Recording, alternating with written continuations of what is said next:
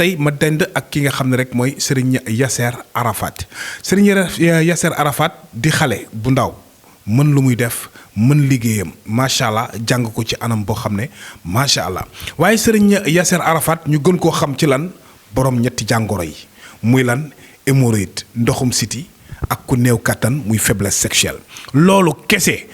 ci la yëngatu ci lay faj mu doon ci un professionnel nekk ci koo xam ne suñu borom may na ko ci xam-xam bu wér Serigne Yasser Arafat mbokk yi moom la ñu fas yéene àndal tey adresse am mu ngi ci buntu Pikine ci arrêt Niayes jàkkaarloog dépôt farine bi mbokk yi képp koo xam ne nag bëgg nga koo gis tey jii dinañ ànd waxtaan ak moom déggul olof nag olofam leerul waaye lépp loo xam ne wax na ko ci kàllaamay tubaab dinaa leen ko tekkil ci kàllaamay wolof ba mu leer nañ kooku mooy Yasser Arafat fajkatu cosaan bu mag la numéro téléphone am mbokk yi ma teel koo joxe 77 486 31 31 wala ñu def 77 718 87 87 mbokk yi kon tungu ne du teew ñu netaal bala may def dara damay bàyyi ki nga xam ne rek mooy Yasser Arafat mu nuyoog mbokk taalibe yi ñu daal di jublu ci liggéey bi Yasser salaamaaleykum. Salaamaaleykum Sénégal, salaamaaleykum Dakar.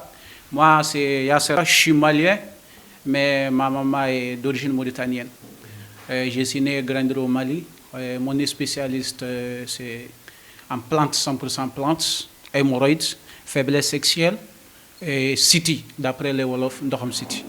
jërëjëf mbokk yi jërëjëf Yasser Arafat mbokk yi comme ni nga xamee ne dégg ngeen ko mu wax ko léegi moom nag malien la waaye yaayam mauritanienne la te it mu ngi yëngatu li nga xam ne rek mooy ci wàllu fajum cosaan bi muy ñetti jàngoro yi kese ndoxum siti hémorroïde ak li nga xam ne mooy néew kàttan ci lay yëngatu kon nag dañuy waxtaan ak moom ci li nga xam ne rek moo jëm ci néew kàttan ak ndoxum siti Yasser dama lay laaj lan mooy hémorroïde. L'hémorroïde d'abord. J'étais salicérine. L'hémorroïde, c'est deux façons d'hémorroïdes.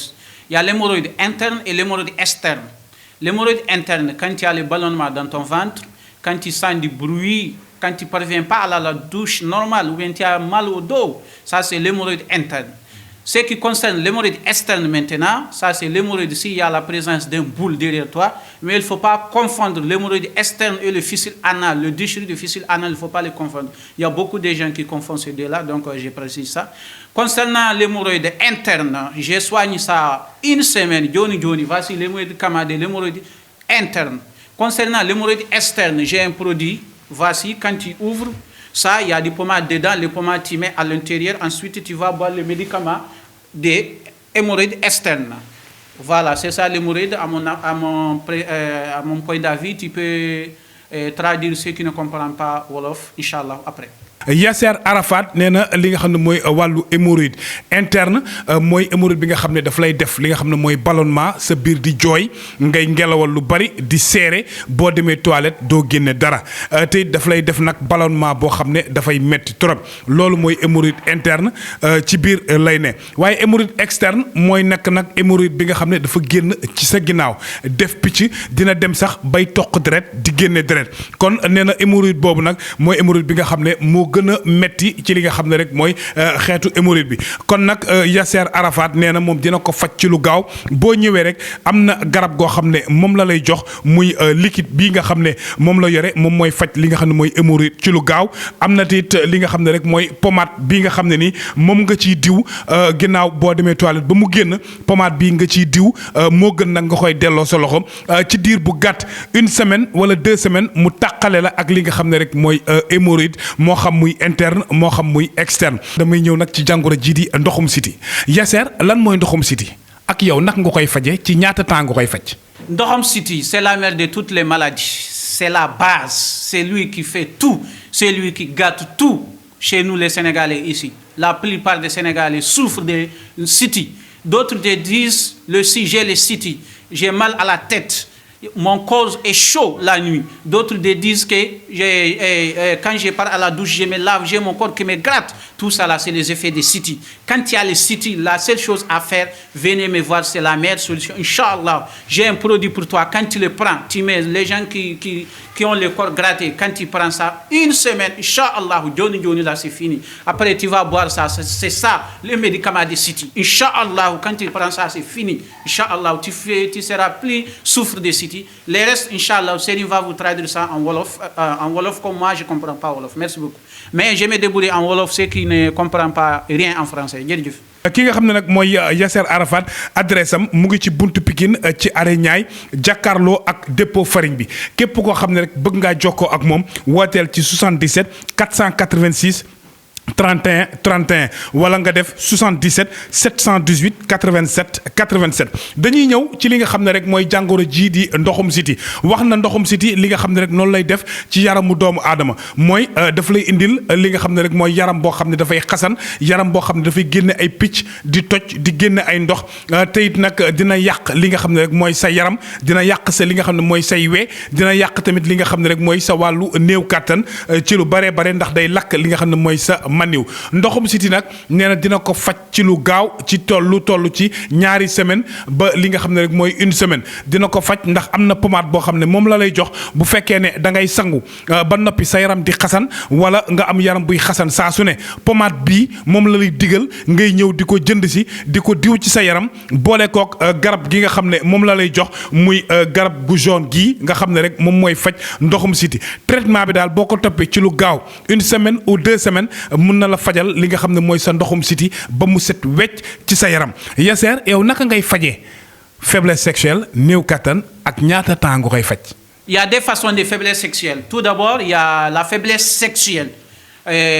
Les 95% de nos jours, de jeunes aux vieux, ont la faiblesse sexuelle ici au Sénégal.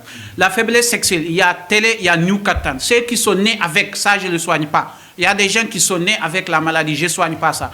Mais si tu n'es pas né avec, et l'hémorroïde qui te donne ça, ou bien le site qui te donne ça, je te soigne ça immédiatement. Le jour où tu prends mon médicament, c'est le jour même, tu vas bien travailler avec ta femme. Si tu as l'habitude de trouver chez ta femme, tu viens, quand tu as la faiblesse sexuelle, tu as honte. Quand tu ne satisfais pas ta femme, tu as honte. Ta femme va te dire que toi, tu n'es même pas un homme. Donc la meilleure solution, viens, si je te donne ces médicaments, Inch'Allah, tu seras satisfait même jour et le traitement plus tard 3 semaines Inch'Allah. wala Yasser Arafat mbokk yi comme ni nga xam ne la ñu àndee ak yéen mu ngi ci buntu Pikine ci arrêt Niayes jàkkaarloo ak dépôt farine bi numéro téléphone bi ma joxaat leen ko 77 486 31 31 wala ci 77 718 87 87 moom nag ñëw na ci li nga xam ne rek mooy wàllu faiblesse sexuelle maanaam néew kattan li koy joxe wax na ko ak naka la koy faje nee na lekk gi nga xam ne nii baaxul dina ko joxe waaye tamit di fo ci li nga xam ne rek mooy say awra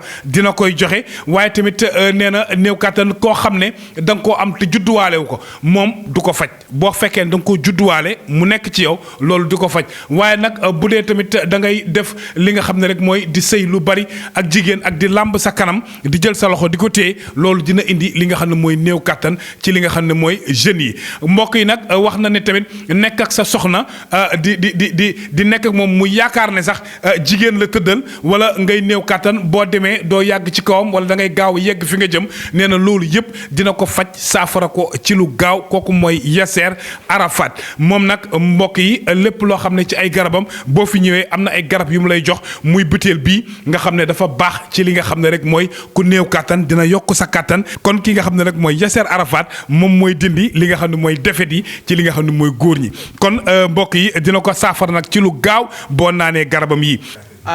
Merci beaucoup d'abord, Serigne. Et je salue l'ensemble de Dakar et plus précisément le Sénégal. Je suis là vraiment, je suis satisfait de mes clients, c'est eux qui m'ont poussé à tout. Inch'Allah, merci beaucoup. Mais moi, je ne comprends pas très bien Wolof. Mais je me débrouille. Quand tu m'appelles, je saurai de quoi je vais te dire pour venir me voir. Quand tu viens, même si tu ne comprends pas français, viens me voir. Inch'Allah, j'ai une solution pour toi. Et concernant les gens qui appellent Garabou Nyatala, ça, c'est pas important. Viens me voir. Inch'Allah, tu vas voir même dans tes propres yeux les médicaments. C'est plus important. Moi, je suis à Buntu Pikine, ci Arenya, Diakarlo dépôt Farimbi. Ci koñ bi nga laaj Kër Pandiaye foofu laa nekk bis bu ne maa ngi fi 8h bu 20h bis bu ne maa ngi fi bis bu ne maa ngi fii bis bu ne maa ngi fii sama numéro de téléphone mooy 77 486 31 31 ou bien 77 718 87 87. jërëjëf Yasser ginnaaw bi nga xamante ne dalal nañ la ci li nga xam ne rek mooy émission bi noonu nga xam ne rek noonu la ñu fas yéene ànd ak yow Yasser mooy borom ñetti jàngoro yi muy hémorroïde ndoxum siti ak li nga xam ne mooy néew kattan Yasser Arafat mbokk yi adresse am mu ngi ci buntu Pikine jàkkaarloo ak Aré Niayes ci Aré Niayes jàkkaarloo ak dépôt farine bi téléphone am wax naa leen ko 77 486 31 31 wala ci 77 718 87 87 mbokk yi tey nag ñu doon am mbégte ak kontaante dalal ki nga xam ne mooy Yasser Arafat ci li nga xam ne mooy seen émission bii ak seen mbokkam taalibe Serigne Gueye Mouride Sadikh muy fajum cosaan kon mbokk yëpp ñu ngi leen di jaajëfal bu baax a baax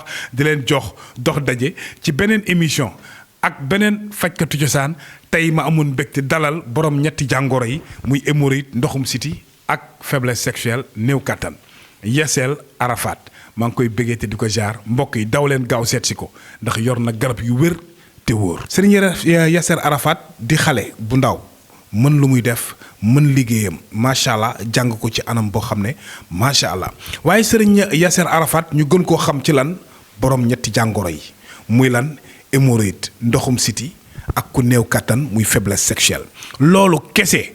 ci la yëngatu ci lay faj mu doon ci un professionnel nekk ci koo xam ne suñu borom may na ko ci xam-xam bu wér Serigne Yasser Arafat mbokk yi moom la ñu fas yéene àndal tey adresse am mu ngi ci buntu Pikine ci Aré Niayes jàkkaarloog dépôt farine bi mbokk yi képp koo xam ne nag bëgg nga koo gis tey jii dinañ ànd waxtaan ak moom déggul olof nag olofam leerul waaye lépp loo xam ne wax na ko ci kàllaamay tubaab dinaa leen ko tekkil ci kàllaamay wolof ba mu leer nañ kooku mooy Yasser Arafat fajkatu cosaan bu mag la numéro téléphone am mbokk yi ma teel koo joxe 77 486 31 31 wala ñu def 77 718 87 87 mbokk yi kon tungu ne du teew ñu nataal bala may def dara damay bàyyi ki nga xam ne rek mooy Yasser Arafat mu nuyoog mbokk taalibe yi ñu daal di jublu ci liggéey bi Yasser salaamaaleykum. Salaamaaleykum Sénégal, salaamaaleykum Dakar.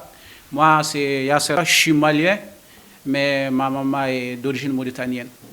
Je suis né et grandi au Mali. Mon spécialiste, c'est en plantes, 100% plantes, hémorroïdes, faiblesse sexuelle et siti, d'après les Wolof, ndoxam siti.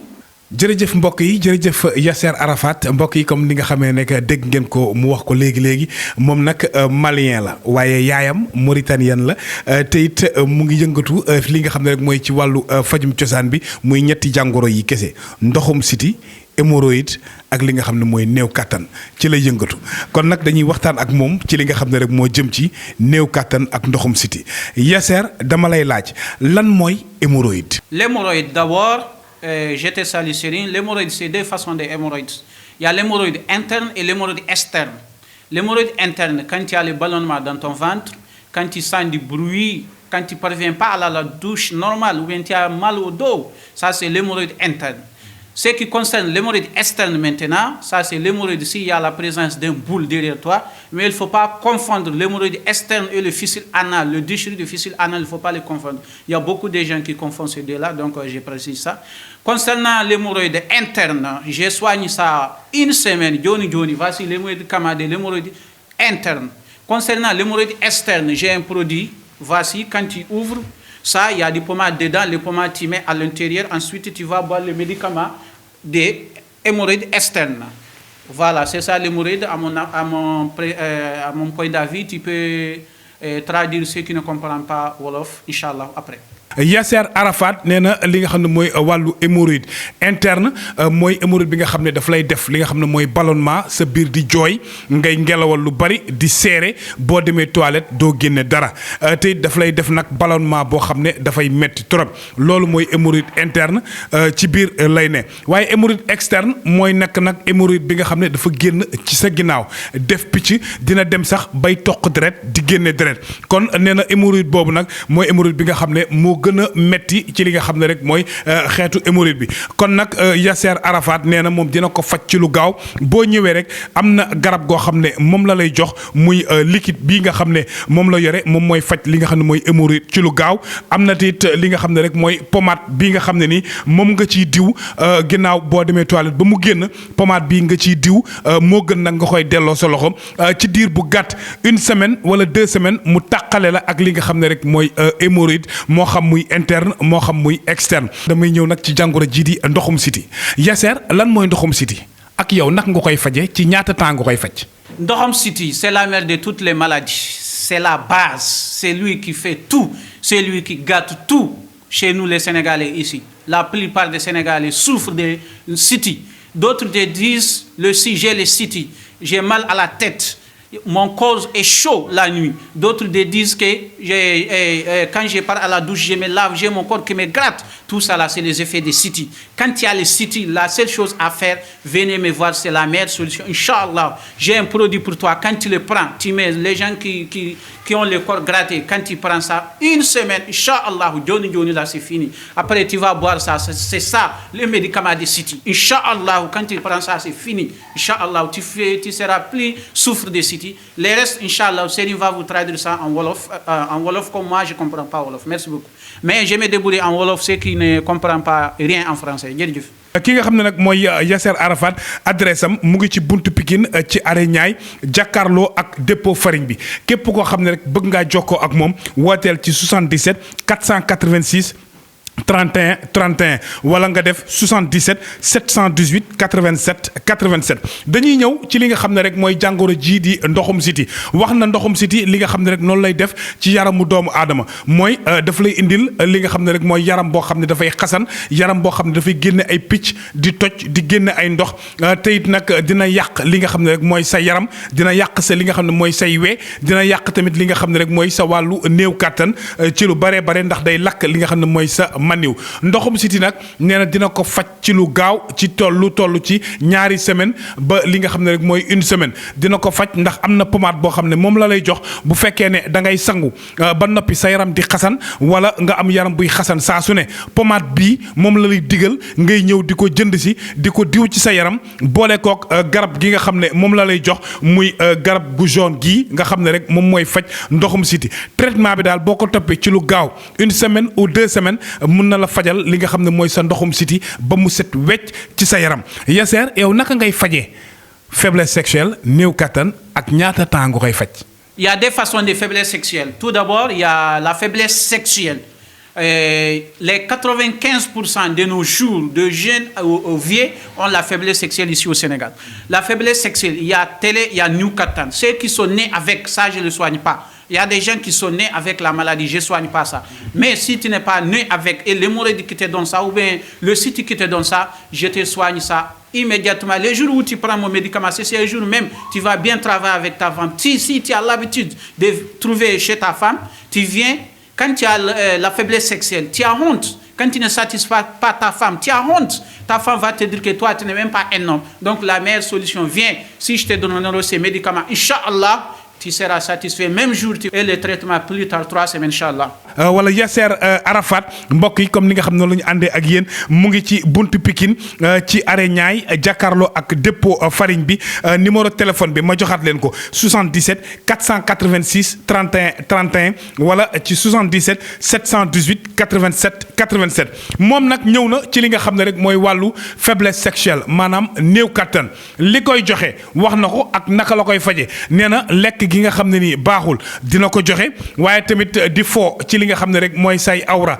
dina koy joxe waaye tamit nee na néew kàttan koo xam ne da nga koo am te judduwaale wu ko moom du ko faj boo fekkee da nga koo judduwaale mu nekk ci yow loolu du ko faj waaye nag bu dee tamit da ngay def li nga xam ne rek mooy di sëy lu bari ak jigéen ak di làmb sa kanam di jël sa loxo di ko téye loolu dina indi li nga xam ne mooy néew kàttan ci li nga xam ne mooy jeunes yi mbokk yi nag wax na ne tamit nekk ak sa soxna di nekk ak moom mu yaakaar ne sax jigéen la tëddal wala wala ngay néew kàttan boo demee doo yàgg ci kawam wala da ngay gaaw yegg fi nga jëm nee na loolu yëpp dina ko faj saafara ko ci lu gaaw kooku mooy Yasser Arafat moom nag mbokk yi lépp loo xam ne ci ay garabam boo fi ñëwee am na ay garab yu mu lay jox muy butéel bii nga xam ne dafa baax ci li nga xam ne rek mooy ku néew kàttan dina yokk sa kàttan kon ki nga xam ne rek mooy Yasser Arafat moom mooy dindi li nga xam ne mooy defet yi ci li nga xam ne mooy góor ñi kon mbokk yi dina ko saafara nag ci lu gaaw boo naanee garabam yi. Merci beaucoup d'abord Serigne et je salue l'ensemble de Dakar et plus précisément le Sénégal. Je suis là vraiment, je suis satisfait de mes clients, c'est eux qui m'ont poussé à tout. Inch'Allah, merci beaucoup. Mais man, je ne comprends pas très bien Wolof. Mais je me débrouille. Quand tu m'appelles, je saurai de quoi je vais t'aider pour venir me voir. Quand tu viens, même si tu ne comprends pas français, viens me voir. Inch'Allah, j'ai une solution pour toi. Et concernant les gens qui appellent Garab Nyatala, ça, c'est pas important. Viens me voir. Inch'Allah, tu vas voir même dans tes propres yeux les médicaments, c'est plus important.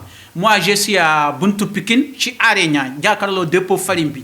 Tu connais bi, nga laaj Ker Pandiaye, fofu la nek. Bisu bu ne maa ngi fi 8h ou 20h, bisu bu ne maa ngi fi. Bisu bu ne maa ngi fi, bisu bu ne maa ngi fi. Sama numéro de téléphone moi 77 486 31 31 ou bien 77 718 87 87. jërëjëf Yasser ginnaaw bi nga xamante ne dalal nañ la ci li nga xam ne rek mooy émission bi noonu nga xam ne rek noonu la ñu fas yéene ànd ak yow Yasser mooy borom ñetti jàngoro yi muy hémorroïde ndoxum siti ak li nga xam ne mooy néew kattan Yasser Arafat mbokk yi adresse am mu ngi ci buntu Pikine jàkkaarloo ak Areñaay ci Areñaay jàkkaarloo ak dépôt farine bi téléphone am wax naa leen ko 77 486 31 31 wala ci 77 718 87 87 mbokk yi tey nag ñu doon am mbégte ak kontaante dalal ki nga xam ne mooy Yasser Arafat ci li nga xam ne mooy seen émission bi ak seen mbokkum taalibe Serigne Gueye Mouride Sadikh muy fajum cosaan kon mbokk yëpp ñu ngi leen di jaajëfal bu baax a baax di leen jox dox daje ci beneen émission ak beneen fajkatu cosaan tey ma amoon mbégte dalal borom ñetti jàngoro yi muy hémorroïde ndoxum siti ak faiblesse sexuelle néew kattan Yasser Arafat maa ngi koy bëggee te di ko jaar mbokk yi daw leen gaaw seet si ko ndax yor na garab yu wér te wóor. tey ma dend ak ki nga xam ne rek mooy Serigne Yasser Arafat Serigne Yasser Arafat di xale bu ndaw mën lu muy def mën liggéeyam macha allah jàng ko ci anam boo xam ne macha allah waaye Serigne Yasser Arafat ñu gën koo xam ci lan borom ñetti jàngoro yi muy lan hémorroïde ndoxum siti ak ku néew kattan muy faiblesse sexuelle loolu kese. ci la yëngatu ci lay faj mu doon ci un professionnel nekk ci koo xam ne suñu borom may na ko ci xam-xam bu wér Serigne Yasser Arafat mbokk yi moom la ñu fas yéene àndal tey adresse am mu ngi ci buntu Pikine ci Areñaay jàkkaarloog dépôt farine bi mbokk yi képp koo xam ne nag bëgg nga koo gis tey jii dinañ ànd waxtaan ak moom déggul olof nag olofam leerul waaye lépp loo xam ne wax na ko ci kàllaamay tubaab dinaa leen ko tekkil ci kàllaamay wolof ba mu leer nañ kooku mooy Yasser Arafat fajkatu cosaan bu mag la numéro téléphone am mbokk yi ma teel koo joxe 77 486 31 31 wala ñu def 77 718 87 87 mbokk yi kon tungu ne du teew ñu netaal bala may def dara damay bàyyi ki nga xam ne rek mooy Yasser Arafat mu nuyoog mbokk taalibe yi ñu daal di jublu ci liggéey bi Yasser salaamaaleykum. Salaamaaleykum Sénégal, salaamaaleykum Dakar. Moi, c'est Yasser, je suis malien, mais ma maman est d'origine mauritanienne. Je suis né et grandi au Mali. Mon spécialiste, c'est en plantes, 100% plantes, hémorroïdes, faiblesse sexuelle et city, d'après les Wolof, Ndoxam City. jërëjëf mbokk yi jërëjëf Yasser Arafat mbokk yi comme ni nga xamee ne dégg ngeen ko mu wax ko léegi moom nag malien la waaye yaayam mauritanienne la te it mu ngi yëngatu li nga xam ne rek mooy ci wàllu fajum cosaan bi muy ñetti jàngoro yi kese ndoxum siti hémorroïde ak li nga xam ne mooy néew kattan ci lay yëngatu kon nag dañuy waxtaan ak moom ci li nga xam ne rek moo jëm ci néew kattan ak ndoxum siti Yasser dama lay laaj lan mooy hémorroïde. L'hémorroïde d'abord. J'étais salicérine. L'hémorroïde, c'est deux façons d'hémorroïdes. Il y a l'hémorroïde interne et l'hémorroïde externe. L'hémorroïde interne, quand il y a le ballonnement dans ton ventre, quand tu sens du bruit, quand tu ne parviens pas à la douche normale ou bien tu as mal au dos, ça c'est l'hémorroïde interne. Ce qui concerne l'hémorroïde externe maintenant, ça c'est l'hémorroïde s'il y a la présence d'un boule derrière toi, mais il ne faut pas confondre l'hémorroïde externe et le fistule anal, le déchirure du fistule anal, il ne faut pas les confondre. Il y a beaucoup de gens qui confondent ces deux-là, donc je précise ça. Concernant l'hémorroïde interne, j'ai soigné ça une semaine, Johnny, voici l'hémorroïde camadé, l'hémorroïde interne. Concernant l'hémorroïde externe, j'ai un produit, voici, quand tu ouvres, ça, il y a des pommades dedans, les pommades tu mets à l'intérieur, ensuite tu vas boire le médicament des hémorroïdes externes. Voilà, c'est ça l'hémorroïde. À mon point d'avis, tu peux traduire ceux qui ne comprennent pas Wolof, Inch'Allah, après. Yasser Arafat nee na li nga xam ne mooy wàllu hémorroïde interne mooy hémorroïde bi nga xam ne daf lay def li nga xam ne mooy ballonnement sa biir di jooy ngay ngelawal lu bari di seere boo demee toilette doo génne dara te daf lay def nag ballonnement boo xam ne dafay metti trop loolu mooy hémorroïde interne ci biir lay ne waaye hémorroïde externe mooy nekk nag hémorroïde bi nga xam ne dafa génn ci sa ginnaaw def picc dina dem sax bay toq deret di génne deret kon nee na hémorroïde boobu nag mooy hémorroïde bi nga xam ne moo gën a metti ci li nga xam ne rek mooy xeetu hémorroïde bi kon nag Yasser Arafat nee na moom dina ko faj ci lu gaaw boo ñëwee rek am na garab goo xam ne moom la lay jox muy liquide bii nga xam ne moom la yore moom mooy faj li nga xam ne mooy hémorroïde ci lu gaaw am na it li nga xam ne rek mooy pommade bii nga xam ne ni moom nga ciy diw ginnaaw boo demee toilette ba mu génn pommade bii nga ciy diw moo gën nag nga koy delloo sa loxo ci diir bu gàtt une semaine wala 2 semaines mu tàqale la ak li nga xam ne rek mooy hémorroïde moo xam muy interne moo xam muy externe damay ñëw nag ci jàngoro ji di ndoxum siti Yasser lan mooy ndoxum siti ak yow nag nga koy faje ci ñaata temps nga koy faj. Ndoxum siti c'est la mère de toutes les maladies, c'est la base, c'est lui qui fait tout, c'est lui qui gâte tout chez nous les Sénégalais ici. La plupart des Sénégalais souffrent de siti. D'autres disent j'ai le siti, j'ai mal à la tête. Mon corps est chaud la nuit. D'autres disent que quand je pars à la douche, je me lave, j'ai mon corps qui me gratte. Tout ça là, c'est les effets des siti. Quand il y a les siti, la seule chose à faire, venez me voir, c'est la meilleure solution. Inch'Allah, j'ai un produit pour toi. Quand tu le prends, tu mets les gens qui ont le corps gratté, quand tu prends ça, une semaine, Inch'Allah, Johnny là, c'est fini. Après, tu vas boire ça. C'est ça, le médicament des siti. Inch'Allah, quand tu prends ça, c'est fini. Inch'Allah, tu seras plus souffre des siti. Les restes, Inch'Allah, Serigne va vous traduire ça en Wolof comme moi, je ne comprends pas Wolof. Merci beaucoup. Mais je me débrouille en Wolof, ceux qui ne comprennent pas rien en français. Jërëjëf.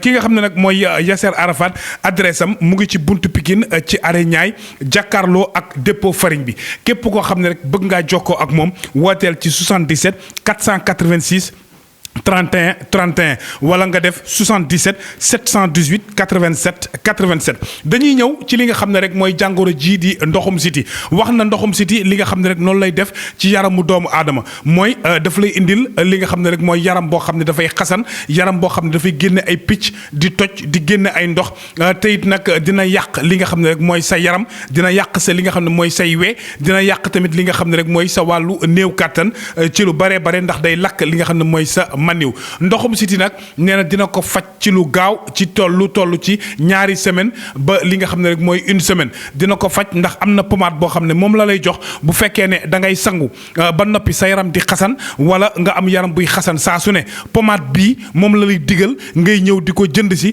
di ko diw ci sa yaram boole kook garab gi nga xam ne moom la lay jox muy garab gu jaune gii nga xam ne rek moom mooy faj ndoxum siti traitement bi daal boo ko toppee ci lu gaaw une semaine ou 2 semaines mun na la fajal li nga xam ne mooy sa ndoxum siti ba mu set wecc ci sa yaram Yasser yow naka ngay fajee faiblesse sexuelle néew kattan ak ñaata temps nga koy faj. Il y a des façons de faiblesse sexuelle. Tout d'abord, il y a la faiblesse sexuelle.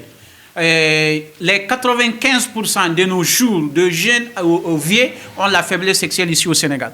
La faiblesse sexuelle, il y a télé, il y a new katan. Ceux qui sont nés avec ça, je ne le soigne pas. Il y a des gens qui sont nés avec la maladie, je ne soigne pas ça.